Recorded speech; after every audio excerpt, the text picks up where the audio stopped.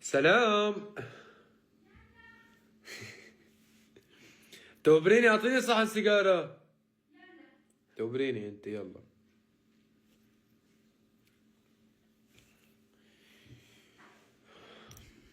مرحبا يا حلوين، مرحبا يا عيوني، مرحبا يا روح، يا اجمل شي بالكون والحياة عندي. بيطلع عليك اعتذار بطولي، حقكن علي، تقلت النوم شوي. هلا حتى الحجة قبل شوي بهدلتني على التأخير بالنومة. حبيبي يا فهد، يطول عمرك يا رب. أشواق بالأكثر، ولكل أهل العراق الغالين. مو كان لايف بعد الفطور؟ هذا شو؟ هذا بعد الفطور. شو بعد الفطور؟ بكون انتو عم تحضروا مسلسلاتكم، بدقلكم. طيب بدقلكم، بفتح لايف قصدي. شو وقت نشوفك اخي. والله تبشر يا غالي، ان شاء الله بدنا نعمل حفلة ببغداد او باربيل قريبا. أه...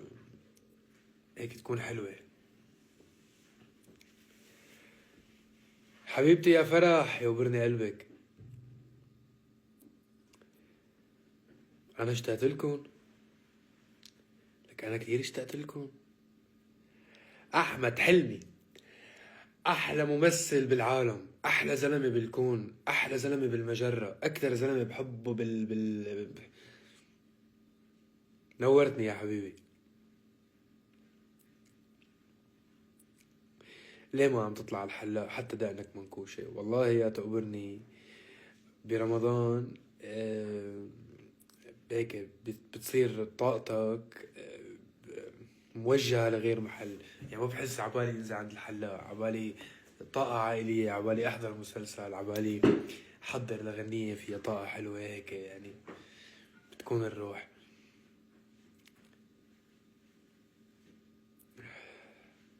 حاسس حالي كثير اصلا، شكلك كثير متغير. ايه حاسس حالي متغير عن قبل، لانه عم نكبر، عم نكبر مع بعض. بلشنا صغار بلا دقن، كنتوا تتساءلوا علي لاني بلا دقن. هلا عم تطلع الدقن معكم، وعم نكبر مع بعضنا ونتطور مع بعضنا. شنو فطرت؟ good question. فطرت كوسة محشي وفريكة. اللهم صل على النبي. شو كمان؟ وعاملة امي فتة مكدوس. هاي بس الشوام بيفهموا علي. فتة مكدوس وفريكة وكوسة محشي، وعامل بس بعتقد هذا اللي فطرناه.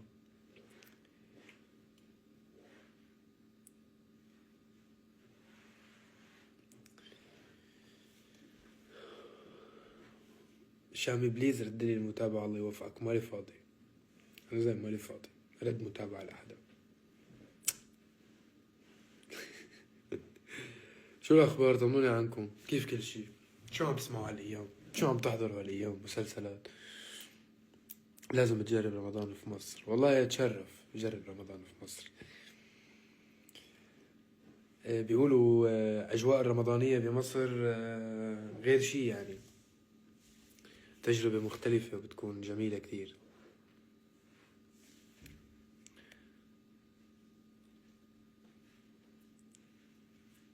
صاير حباب على الدقن الطويلة. أنا حباب بدقن وبلدان، بس انتم ما بتشوفوا. بس أنا مبسوط، علاقتنا بطلت توكسيك مثل قبل. روق.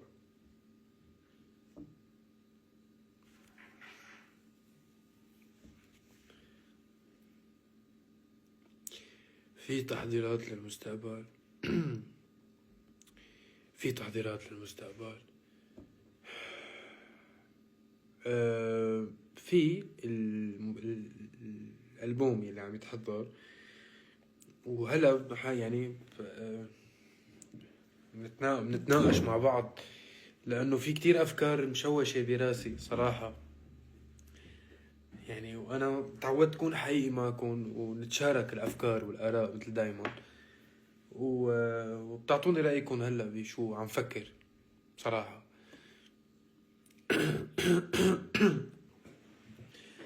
ليه حليون؟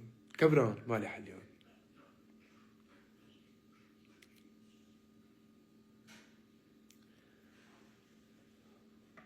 سلام.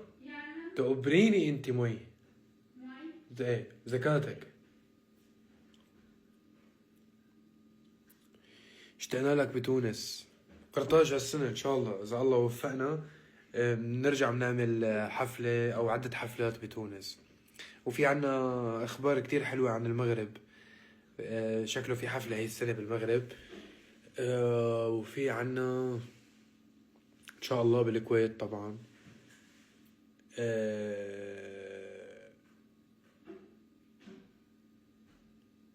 وعنا بالعراق ان شاء الله. عنا هيك شوية شغلات حلوة هاي السنة بعد مرحلة الموسيقى يلي عم نحضرها.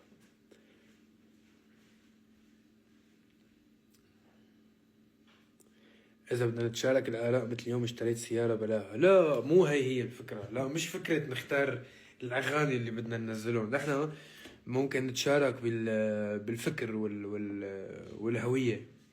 لأنه صراحة مع الاستمرارية لما عم نقدم فن مرة عن مرة عم بيصير في وجهة نظر مختلفة براسي عن الفن والموسيقى وعن الطرح، يعني كيف الواحد يطرح ذاته بالموسيقى.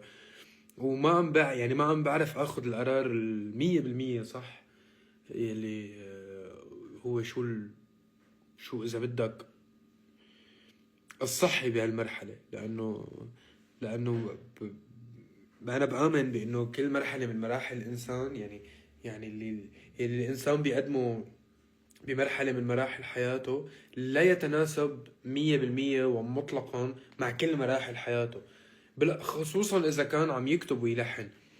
يعني لنفترض لما أنا بمرحلة تشيل وليلى كان في طاقة معينة وشعور معين وظرف اجتماعي معين أنا كان لازم أطرحه بأغانيه، فطرحته بما في ينتمي للويل، وطرحته بسميتك سما، وطرحته إلى آخره بعدة طرق. لما جيت على لبنان كان في عندي وجهة نظر بالموسيقى عاطفية طرحتها بيا ليل ويا العين وصبران وين ودوالي ودكتور وإلى آخره، وملكة جمال الكون. ف بس الأخطر شيء إذا بدكم عم بيصير بهاي المرحلة من الموسيقى هو تبع لما عم بيصير المشروع الفني عموما، عم بحكي هلا بحالة عامة صورة عامة، لما بيتحول المشروع الفني من مرآة يعني من مشاعري، خليني بفسرها أكتر وبسطها أكتر، أكون عم بحكي مشاعري لتتحول لحالة تتوافق فقط مع الترند. لأنه أنا لما بدي غني يا ليل يا العين من بعدك عمر ما هوينا، يعني طبيعي جدا إني ألمس 100 مليون شخص إذا كانت الغنية حلوة قصدي، لأنه الموضوع هو أي شخص ممكن يكون عايشه. بس لما أنا فنان اجتماعي، أنا فنان بتناول قضايا اجتماعية، أنا ما بس بحكي عن الأمور العاطفية. فهذا الشيء شوي بيتحول لخطر فيما بعد، إنه أنا هل بإمكاني أو أنا هل مسموح لي غني سميتك سما هلا مثلا، ولا لا لازم ضل عم أقدم الغنية الترند بس لانه انا مطلوب مني اجيب ال 100 مليون 200 مليون ده. فهمت شو قصدي؟ لانه دائما الضغط الاجتماعي عفوا الضغط المسؤوليه الفنيه بتتحول رقم مع الوقت، وعلما انه انت مش هذا سبب تواجدك، انت سبب تواجدك لانك بتحكي عن قضايا اجتماعيه وعن فن وعن الحب بس بوجهة نظر مختلفة. يعني في اللي بيقول لك اشتقت لك واشتقت لي او يا حبيبي، وفي اللي بيقول يا اعظم انتصاراتي. فهي الفن وجهات نظر بكيف بتطرح الرؤية او بتطرح الجملة. هاي القرارات اللي هلا الانسان اذا بدك لازم يكون عم ياخدها، انه انا بدي اقدم سميتك سما، طيب بدي اقول مطر علينا بريح يوسف يا الله لاني بكرب يعقوب وحقي اللي راح، بدي اكون عم اعبر عن نفسي بهي الطريقة. ما بدي غني بس وين بعتي قلبي ولين نسيتي كل شي يا ما قالوا ضاع. حلوين هول بيعطوا امل وطاقة وحلوة هيك وفرفح على الناس وبس، بس في قضايا لازم نحكي عنهم، في اشياء لازم تتغنى. هل انا مسمح لي غنيها؟ بهالمرحلة، ولا لا أنا لازم بس أقدم الترند والفقشة اللي بتمشي على تيك توك؟ اللي بيتابعوا عبود بيعرفوا كتير منيح إنه هو ما فينه يكون هذا الحدا. لأنه أنا مالي فنان بنزل بعمل بنزل بتسوق أغاني. يعني يلا ألو كتاب وملحنين، شو في عندكم أغاني ضاربة أعطوني إياهم بدي غنيهم. أنا بكتبهم وبلحنهم، أنا بدي حسهم. يمكن بدي غني عن الظرف السوري هلا حاليا، او يمكن بدي اعبر عن حالة عاطفية انا عايشها هلا صعبة. هذا الشيء ما في حدا بالكون بيقدر يساعدني لوصله وعبر عنه غير انتو، لانه انتو بدكم تسمحوا لي اعبر عن نفسي، وانتو بدكم تسمحوا لي انا اعبر عنكم. انا بلا ما انتو تساعدوني والجمهور يدعمني انه لا نحن ما بدنا تعيد حالك، نحن ما بدنا تضل عم تعملنا نفس الاغاني. اذا الجمهور متقبل انه لا عبود نحن عن جد ما بدنا تعيد حالك وما بدنا تعمل بس الترند، بدنا تعبر عن نفسك وتعبر عنا وتحكي عن كل شيء، ومش مش مطلوب منك تضلك عم بتجيب بس الترند وال 200 300 مليون. علما لربما تخلق معك فكرة غنية اجتماعية تكون مليارية يعني، لانه ما في حدود للرقم يعني بيحب للفنان. بس انا عم بحكي عموما، هو لما بتحكي قضايا خصوصية صعب كتير توصل لعامة الناس، لانه مش كل الناس يعني كل الناس تحس بالحب. بس اذا بدي احكي عن الوضع فرضا شاب عم بيعاني بمرحلة ما بعد الفن اللي هو انا، اذا بدي اعبر عن حالي مش كل الناس حتحس، لانه مش كل الناس صارت معها حالة فنية وعم تعيش مشاعر ما بعد الشهر. فمش شرط توصل لكل الناس هي القضية. وخصوصا انه انا مستنكر ومستفز ومزعوج من حالة السوق يلي هي تبع انه كله عم بيقدم مادة تتداول تيك توك الا من رحم ربي. انا ما بقدم مادة بدي اقدمها لتيك توك، انا ماني تيك توك. انا بدي اقدم غنية يستشعروها الناس. ولهيك انه انا هلا حاليا عم يعني بحاجة اني اتناقش معكم، يمكن وبحاجة اني احكي معكم. هل انه هذا هو السوق هيك لازم يكون؟ بدنا نقدم قفشة حلوة كل الوقت او بترقص وخلص؟ ولا لا انا فنان لازم ارجع اغني عن الانتماء، ولازم اغني عن الحزن بوجهة نظر مختلفة، ولازم اغني عن المرأة، ولازم اغني عن اي قضية اجتماعية انا حاسة. هذا الحكي ما حدا فيه يساعدني غير انتو. اذا بدكم تسمحوا او الجمهور بده يسمح للفنان يعبر عن شو حاسس عن جد بالطريقة اللي هو تماما. صارت كل الاغاني قطقفتي، عملناها غلطة عمرنا بيا ليل ويا العين. ف استساغ هذا الحكي، وهذا الشيء صحي ما له غلط. بس مش صحي انه يصير انه السوق يعني او نحن ما عندنا شيء تاني نقدمه. بس نحن عندنا شيء تاني نقدمه. انا شخصيا عندي شيء تاني اقدمه، دائما عندي شيء تاني اقدمه. بس دائما لما تكون الجديد فيه رهان. طبيعة اي شيء جديد بالحياة هو فيه رهان. فانا كثير عبالي اطرح الجديد وراهن، عبالي اقدم نفسي بطريقة مختلفة اجدد انضج، وعبر عنكم بطريقة مختلفة. انا كبرت ونضجت ورؤيتي الفنية للأمور والموسيقى كتير اختلفت عن قبل، عن زمان. عن جد عبالي أحكي عن الأمور بوجهة نظر تعلمت كتير بحياتي بعد هالأعمال اللي قدمتهم. كان الدكتور صلى سنة وملكة جمال الكون صلى كم شهر، كتر خير الله. عم نحكي عن 230 مليون، هلأ عم نحكي عن شي مليار و300 مليون بظرف سنة تقريبا. يعني كتر خير الله. هذا الشيء كتير مهم. بس بحاجة نحن ننتقل لمرحلة فنية جديدة، وأنا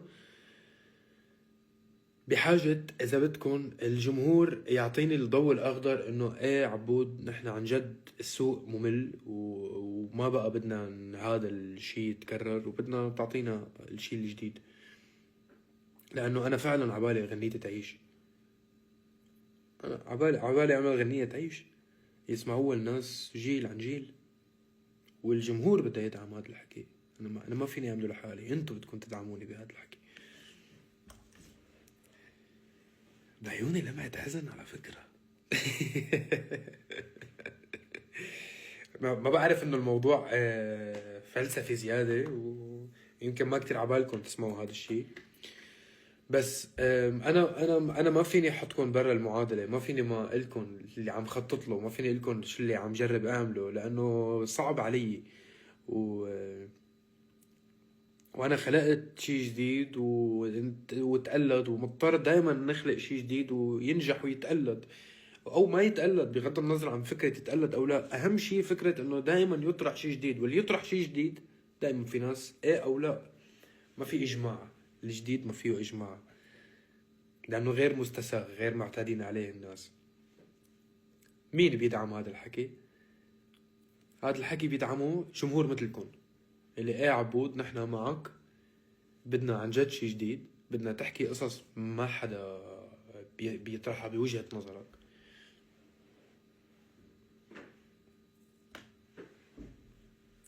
لانه اصلا نوعيه نجاحي كان ما يعني ما بتشبه الثانيه. يعني بفديكي فرضا هي ديب هاوس ما بتشبه صبرا، ما بتشبه يا ليل ويا العين، ما بتشبه وين ما بتشبه دوالي ما بتشبه دكتور يعني اصلا في هذا الاختلاف الفني اللي انا ضليت اقدمه، وعبالي كفي بهذا النوع من الاختلاف.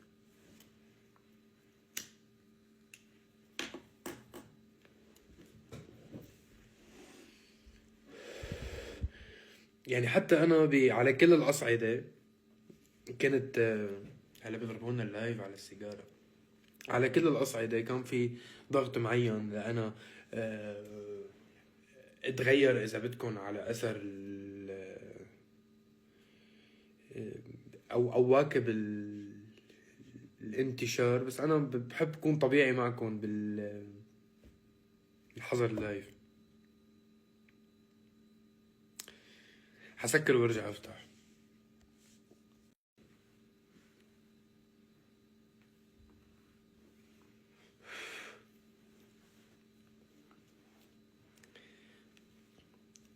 هلا كل مشاكل الانستغرام والشغلات اللي عم بيعرضوها على اللايف ولاحقين يحظرونا على اللايف اللي مدخن فيه. طيب شركة انستغرام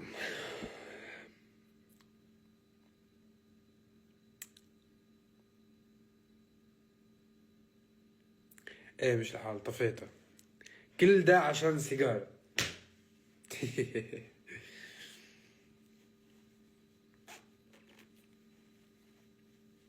فبالمرحلة الجاية اللي أنا هلا كنت عم لكم إياه إنه في نقلة موسيقية جديدة بإيد الرحمن فقط بنقدر نعرف. أنا بعرف حالي إني أنا بقدم إن شاء الله مادة حلوة.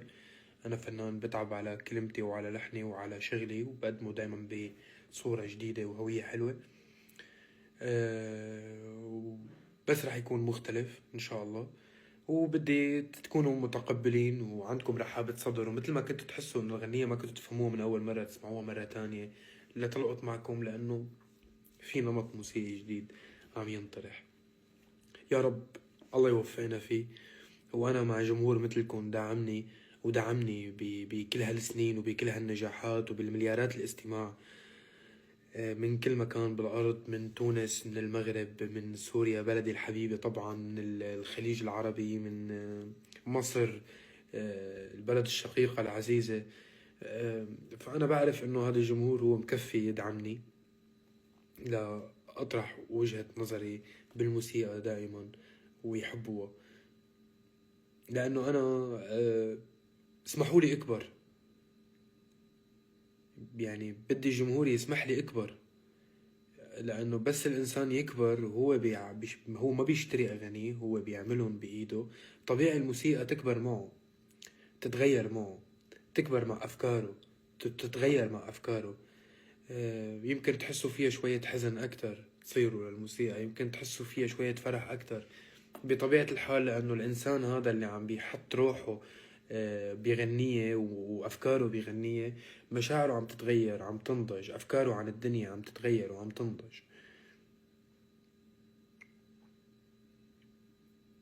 وما في حدا بالكون بيقدر يساعدني بهالخطوة إلا الجيل اللي دعمني، اللي هو انتو، اللي هو هالعلاقة الوطيدة اللي بنيتها بيني وبينكم، يلي كانت دايما عم بتساعدني وتكون أرض خصبة ومساحة لعبر فيها عن حالي وعن موسيقتي الجديدة. ناوي تتزوج؟ والله أنا بحب أتزوج، بحب فكرة العائلة والاستقرار. إن شاء الله هيك الله يرزقنا ببنت الحلال بوقت المناسب و... وبتجوز أكيد، ونفرح مع بعضنا. يعني بدي أعمل العرس يكسر الدنيا إن شاء الله. وأنا بعرف إنه أنتوا رافقتوني بكل المراحل من سنين وسنين، يعني وواثق إنه رح ترافقوني بالمراحل الجاية، بس حسيت إنه واجب خبركم شو عم فكر، لأنه أنتوا معنيين، ولأنه أنا بقدم لكم إلكم، ولأنه أنا دايما بقول لكم إنه أنا منكم وفيكم، وهي بالنهاية تعبير عني وعنكم، فلازم إلكم شو عم فكر، وإلكم حق علي. أنا مش ملكي، حياتي مش ملكي، وموسيقتي مش بس ملكي، هي ملكي وملككم، أنا بقدمها بالنهاية إلكم، فإلكم حق تقولون لا نحن بدنا هذا الشي. بس أنا ما فيني أتقيد بلون موسيقي معين ونمط موسيقي معين، صعب علي بيكون الموضوع. بحب دايما أعبر عن حالي وأقدم حالي بصورة جديدة واللي بحسها بتشبهني. وريني الجوائز، مبعدهم شوي، حاطهم بالبيت اللي تحت كرمال ما يضل أجواء الفنية بوشي. وإذا قلت اسمي حازمك على كشري بمصر، مع إنه شكلك كذابة. مريم، لازميني على كشري بمصر. كيف الحماس لحفلة لبنان؟ إن شاء الله رح تكون حفلة حلوة، محضر لكم شي وكتير مفاجآت حلوة بقلب الحفلة. مع النجمة طبعا هيفا وهبي. إن شاء الله هيك تكون حفلة حلوة وتعجبكم، ونعمل شي يكسر الدنيا إن شاء الله. مين هي العروسة؟ لسه مو موجودة، بتنوجد مع الوقت.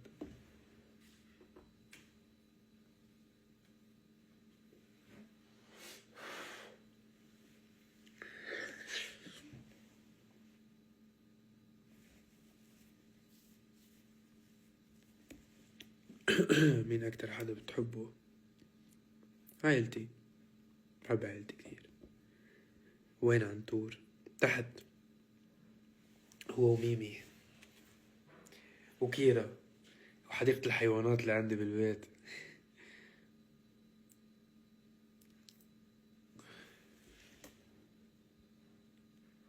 لو رجع فيك الزمن لحظة قبل الشهرة، كان قدامك خيار بين الحب أو حلم الفن، شو كنت هتختار؟ هو اليوم الشامي ممكن يضحي بقلبه كرمال الحلم ولا العكس؟ أنا خلقت لأكون فنان، يعني ما ممكن بدي شي عن الفن، لأنه خلقت لأكون فنان، لأنه الفن هو مساحة للتعبير، فأنا خلقت لأعبر، خلقت لأحكي شو بحس وشو بفكر، لأنه اللي بيحكي شو يعني اللي بيقدر يعبر عن نفسه ويوصل لفئة كتير كبيرة بالناس، إذا في عنده إشياء يعبر عنها مختلفة، وهذا الشي اللي بحب طوره بحالي دايما. كم عمرك؟ 23 سنة. أول لايف فتحته هون كان عمري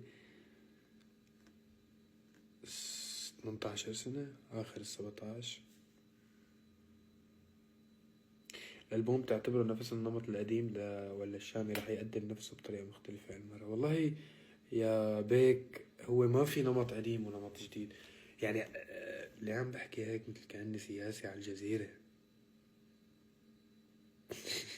شو الشخصية اللي مركبها هلا؟ والله يا بيك هي الفكرة انه بس النمط القديم او اللي قدمته، مشان ما نسميه النمط القديم، هو كان بيعبر عني بهديك المرحلة. يمكن يضل يعبر عني لمرحلة القادمة، بس الأكيد إنه حيتغير، لأنه أنا عم بكبر وعم بتغير، وهذا الشيء رح يخلي في بطبيعة الحال اختلاف بالفن. ومش بس هي النقطة إنه أنا على يقين ومتأكد إنه الجيل إذا لم تنضج معه الموسيقى وتكبر معه الموسيقى، ببعد مرحلة معينة حتبطل تناسبه. لأنه آه، اللي كانوا يسمعوني من 4 5 سنين هلا يمكن كان عمرهم من عمري، هلا عمرهم بالعشرينات، صاروا بالجامعة. واللي بلش عمره 20 سنة يسمعني هلا صار عمره 26 27 سنة. فلازم تتطور معه الموسيقى وتكبر، لأنه بهذا العمر ما بقى بده يسمع بس حالة عاطفية بسيطة بتناسب الجميع. بهذا العمر لما الجيل عم يكبر بده طرق مختلفة شوي أو تواكب نضجه، موسيقى تعبر عنه. أنا هيك، أنا بحاجة هذا الشيء. يعني تخيل، اسألني هلا إذا أنا شو عم بسمع، بقول ما عم بقدر أسمع شيء.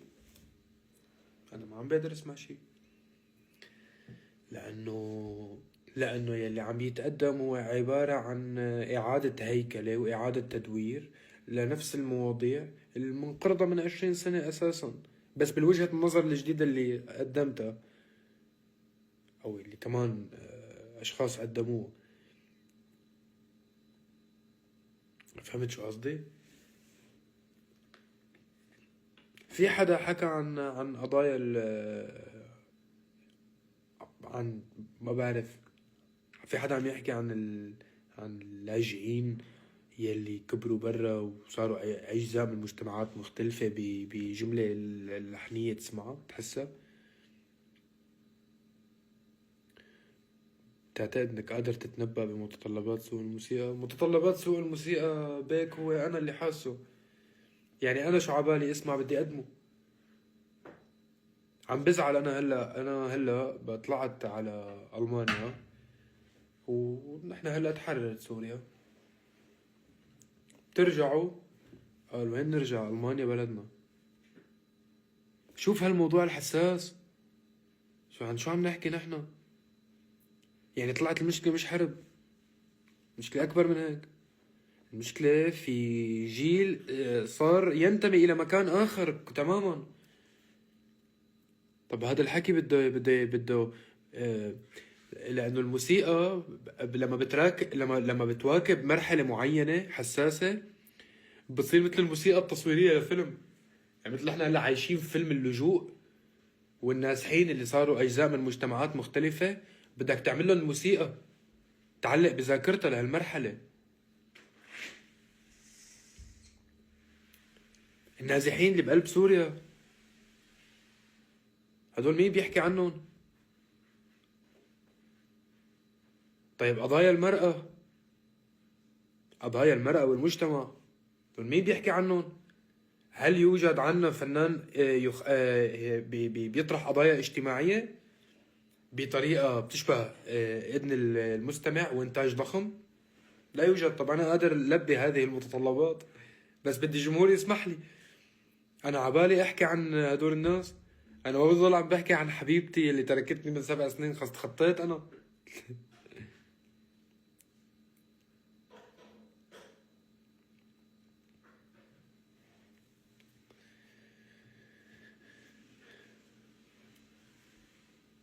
أكيد في هيك شي بالألبوم، أكيد في هيك شي بالألبوم، لازم يكون في هيك شي بالألبوم. في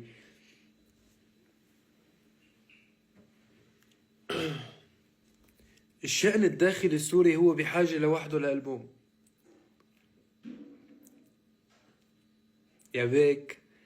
الشأن الداخلي السوري هو لوحده لتعبر عن الشاب السوري اليوم او العربي، هو لوحده بس بحاجة ألبوم مش غنية تقدم له.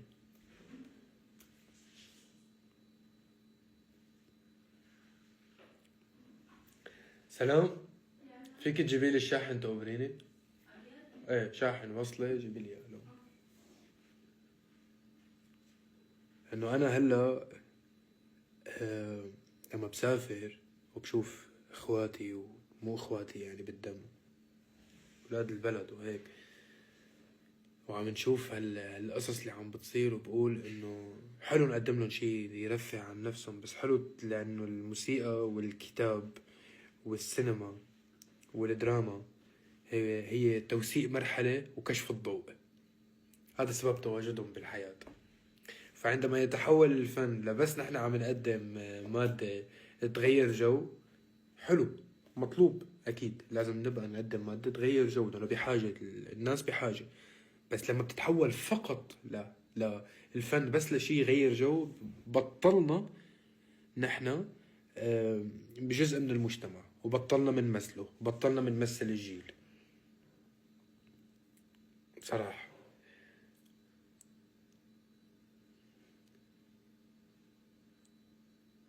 وأنا مالي حابب هالصورة لنفسي، أنا ما انوجدت هون لهيك. لما غنيت برضاك وقربان وغنيت أغنية يلي بعدها عايشة مع الفانز لليوم، يلي بيطلبوها بكل حفلة، أنا غنيتهم بناء على شي عايشه أنا وياهم، وعبالي غني عنه بوقتها، بغض النظر عن قديش رح يكون عليهم رقم بالنهاية على يوتيوب. وأنا واثق، يعني أنا واثق بالإنتاج وبالموهبة اللي الله أعطاني إياها، الحمد لله رب العالمين، إنه دائما بتوصل لفئة كبيرة. مش هذا العطلان همه. بس لما بيكون في عندك فئة كبيرة من الجمهور عم تعطيك ضوء أخضر وتدعمك، تقلك إيه احكي عنا بهي الأمور، لأنه الإعلام والصحافة اوعى تفكر بيسمح لك. الإعلام والصحافة حالك شو بتعمل؟ أنت بتكون مقدم قضية اجتماعية قد الكون، بس جايبة 30 مليون بدل 100. الإعلام والصحافة السخفاء طبعا بيقولوا لك ها شوف، بيحكوك بالرقم، لانه هدول مش موجودين ليحكوا عن القضايا الاجتماعية، موجودين ليكونوا عم يحكوا عن السخافة.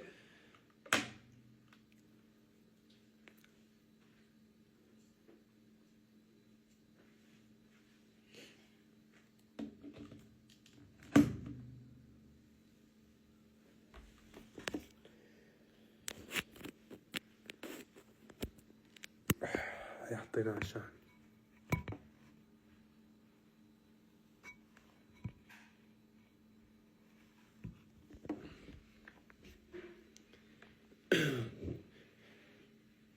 كيف تعرف ان العمل الفني نجح ووصل للناس؟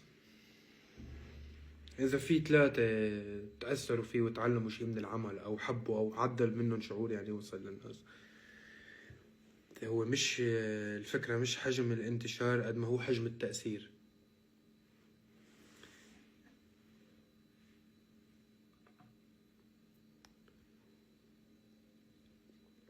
يعني في عندي أغاني أثرت وعملت لي جمهور قوي أكثر من أهم الهتات بحياتي، بسبب لأنه لمستهم أكثر. فكرة الفن والموسيقى هي ما مدى التأثير وليس ما مدى الانتشار.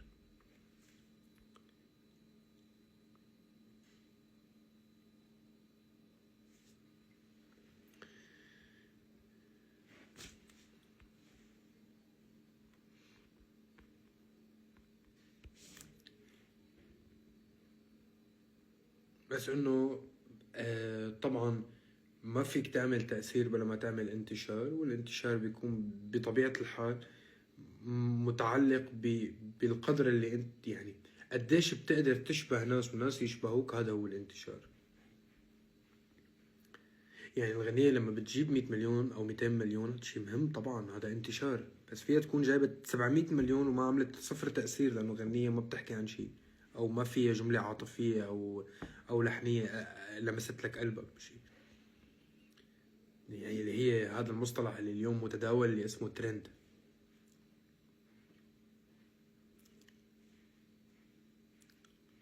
بس فيك تكون انت، فيك تحول مصطلح الترند ل... لشي صحي وذو تأثير أكتر.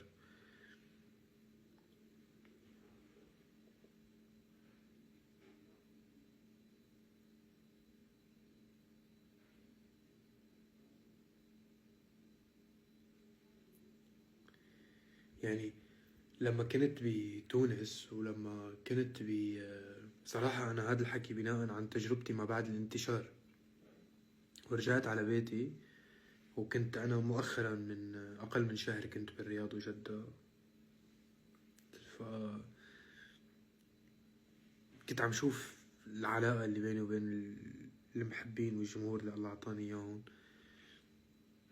وعم قول براسي عم حلل شوي، ففهمت إنه هول من أيام الأغاني اللي أثرت، مش من أيام الانتشار. فإذا أنا بدي أعمل أغاني بتأثر، أنا بدي أعمل أغاني بتصيب القلب.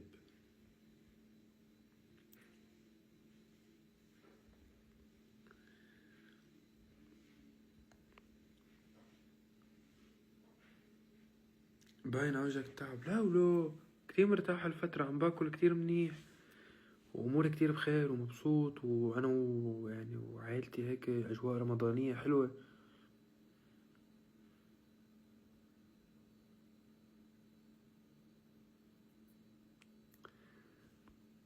قول اسمي بليز، أمي عم تبهدلني بدي أخلص. طيب رارا، رارا أكيد مو اسمك رارا.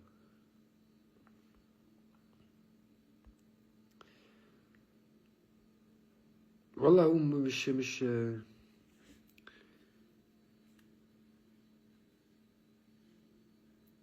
يقبرني ربك يا بيك، صاير جدي برو ماكس هلا كل هاد البهدلة والتنمر لاني مطول دقني شوي. والله احترنا معكم قصة ولا خليها.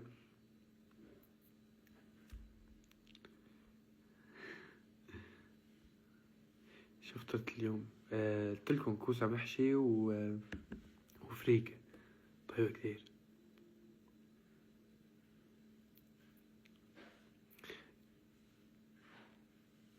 بدي ايفون وانا كمان.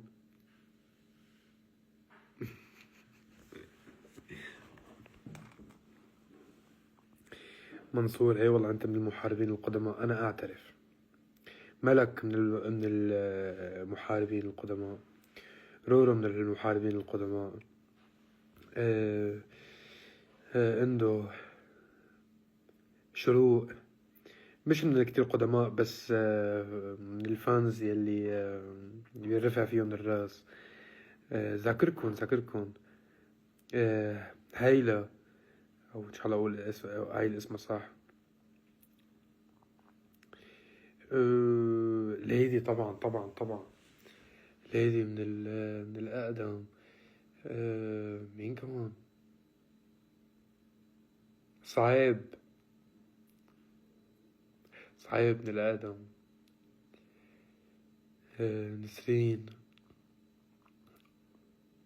بذاكركم كلكم، حافظكم كلكم بالحرف يعني، وبأسمائكم، بشوف تصاميمكم وبشوف محبتكم، وتأكدوا انه ما بيكمل اي شي من المشاريع اللي عم قدمها او اي شي من الشغل اللي عم بعمله بلا هذا الدعم اللي انتو بتقدموا لي اياه، لانه هو راس مالي وهو الاساس اللي ببني عليه الفن. بين عضو الشمعة طفت الكهرباء.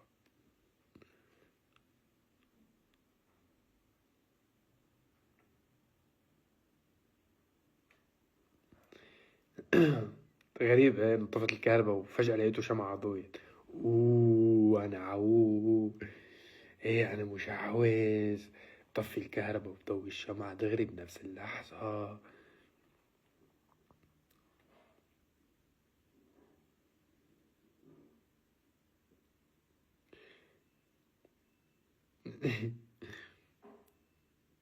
خليك كملنا جو رومانسي. طيب اشتغلت الكهرباء، مش الحال. طيب بقى هاي ما بينعمل عليها غنية، طفيت الكهرباء هاي تكون قاعد عم تفكر لك بشي مشروع فني بتنقطع سلسلة أفكارك يا أخوي.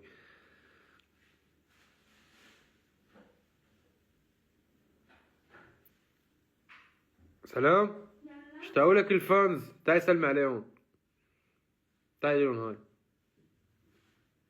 ما اشتقتوا لسلام؟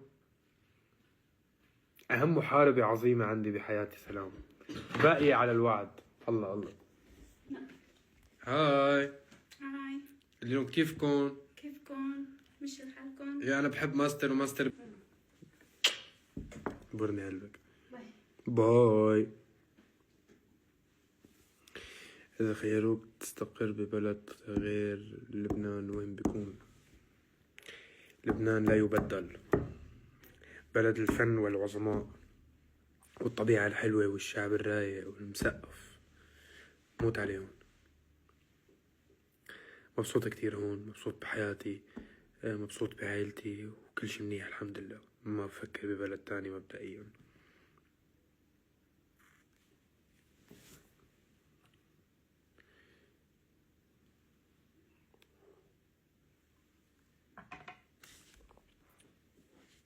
عن جد بلد الحرية الفنية.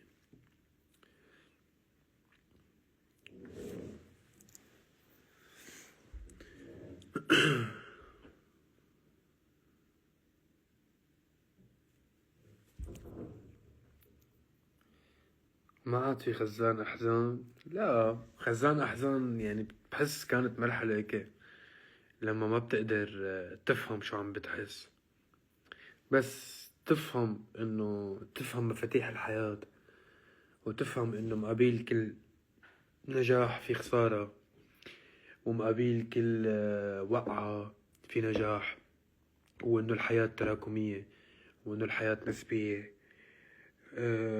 وإنه لا شيء عبثي بالحياة، وإنه لما بتنأذى أو بتوقع أو بتنضرب هو أثر لشيء معين رح يكون، وإنه كل شي رح تعمله كبير بالحياة رح يبدأ بخطوة. طبعا هذا الحكي موجود بشي اسمه أثر الفراشة.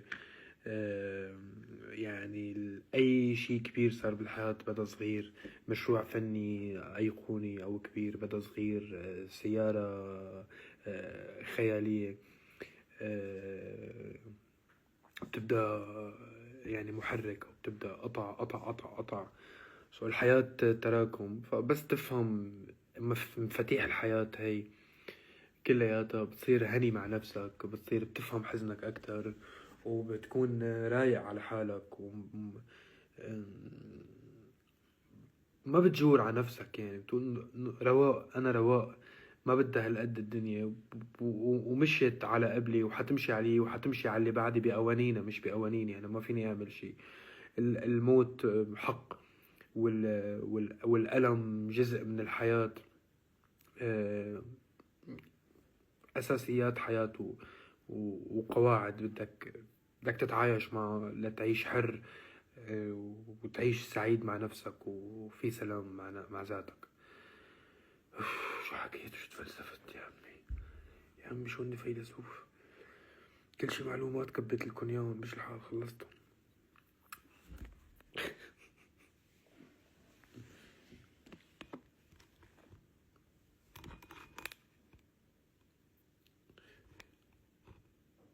طب اثبات. ثبت. طب حياة امك ما توقع، طب ما روح. انا امك كلبة، سوري، تليفون امه كلبة. اثبات. ابوس ايديك بشتري لك شاحن جديد. اذا بتثبت بشتري لك شاحن جديد. واحد. طب ما خلص. شو عم تقاطع على التليفون؟ لا انا اكيد لاقي له حل. بدنا ديو مع شاروخان، مالي فاضي، انا فنان مشهور وعندي كتير متابعين ومالي فاضي لهي قصص اخي. ايه ما سمعت حالف يمين طلاق ما يثبت التليفون. طب اذا عملت هيك ثبت. انا مطعوج شوي بس ثبت. ثبت. خاي اشتري لها قاعدة، ما اكل يا اخي وما يمشي.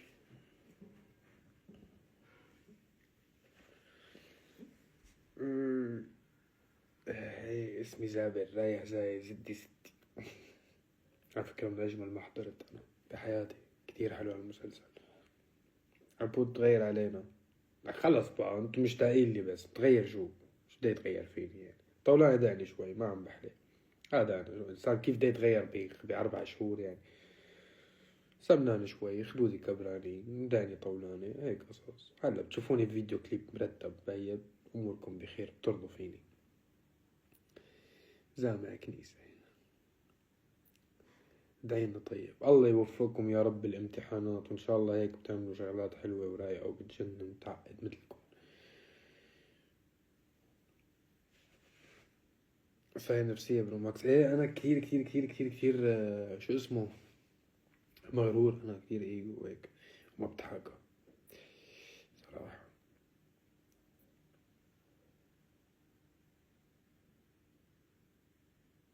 ليش أدنيك زغلانين؟ مشان يسمع فيهم. يا عسالة يا عسالة يا، بس افتح مع الفانز شو بدك سئيل انا.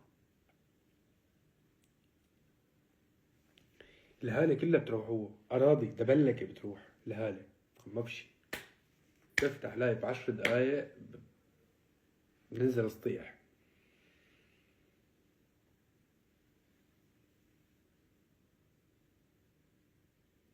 متى نشوفك عروس أخوي؟ بدك تشوفني عروس ليه؟